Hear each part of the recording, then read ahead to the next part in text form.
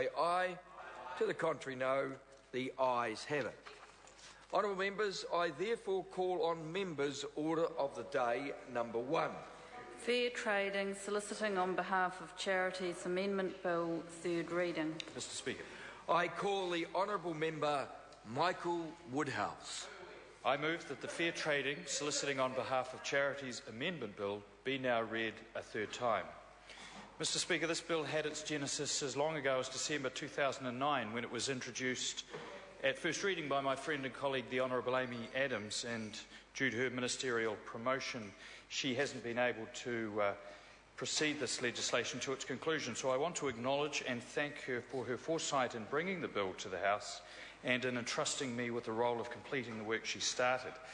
While the bill has undergone something of an overhaul in respect of its structure and wording, its fundamental purpose remains the same.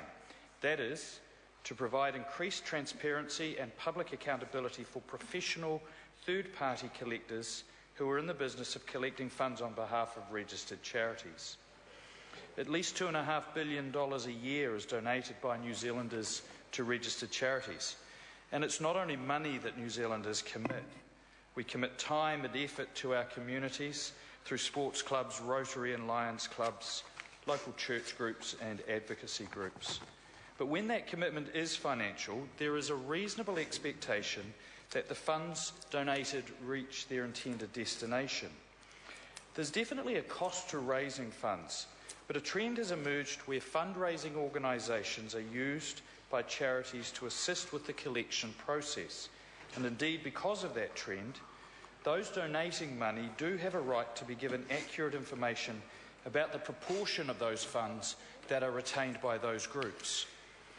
I want to restate my thanks to those who made submissions to the Commerce Select Committee in the last Parliament, and also to officials from the Ministry of Consumer Affairs for their advice, particularly with the reframing of the legislation to provide a more effective means of delivering the policy intent. And I want to touch on a couple of the comments made in this House in the Committee of the Whole, in particular comments by the opposition that while the bill doesn't do any harm, it doesn't do anything, and even more cruelly by Mr Parker, who described it as a worthless waste of money. And I find that somewhat ironic given the undignified manner that his party approached Members' Days last year, and I think he should reflect on his party's contribution to the worthless waste of money on Members' Days that occurred in 2011.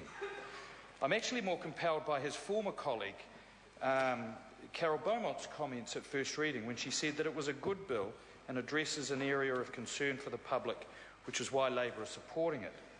And there is a good reason for that support. The public's perception of and confidence in the likelihood that the money solicited on behalf of charities actually gets to those charities is reducing. In its briefing to the committee, the Ministry reported that Consumer New Zealand informed it that the costs of third-party collectors for charities is a common complaint, and an online poll taken around that time in 2010 showed that 95% of respondents wanted greater transparency of the costs of third parties.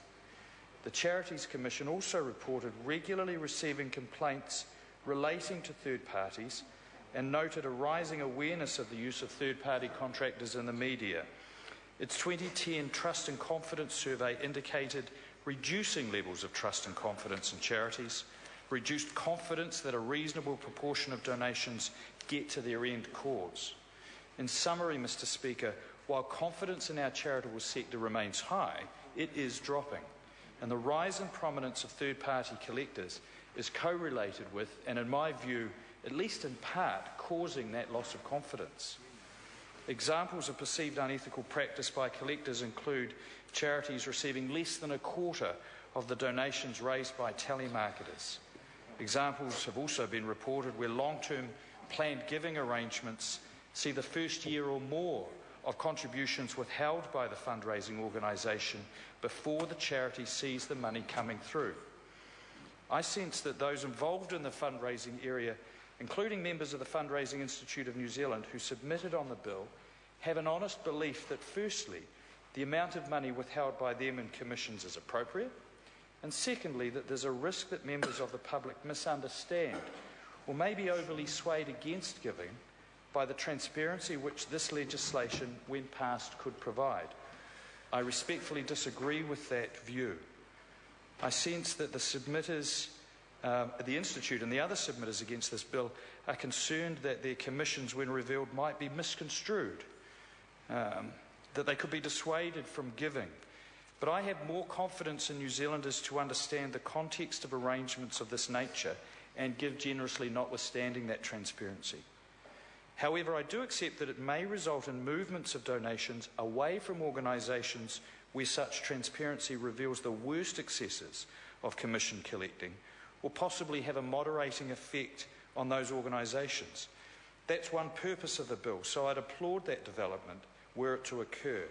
Hardly a law that doesn't do harm, but does nothing, and certainly not a worthless waste of time. The Fundraising Institute also suggested that the best way forward is self-regulation. And I'm quite fond of self-regulation in most circumstances, but I do note that in the 3 years since the bill was entered into the ballot, I'm not aware of any attempts at self-regulation in order to prevent the need for this legislation being put in place. In any event, it was also noted to the committee by those that did engage in excessive commission collecting, known by some as charity muggers or chuggers, were not actually members of organisations that would make them subject to voluntary regulation. Mr. Speaker, the bill in its final form will provide for regulation-making powers for the Minister of Consumer Affairs, and concern has been expressed that this will not occur, or that the environment would be too complex for the regulation-making powers to be effective. The Minister of Consumer Affairs, the Honourable Simon Bridges, advises me he is prepared to draft regulation in a timely manner and to consult with affected parties, as is required by the bill. The House can be sure that both I and the Honourable Amy Adams will be diligent in ensuring that our colleague delivers on that commitment. Mr. Speaker, I trust the generosity of New Zealanders, and I trust their ability to be able to discern fairly the information provided on an appropriate commission or some withheld, and I have no doubt that their enthusiasm for charitable giving will remain high. I commend this bill to the House. The question is that the motion be agreed to.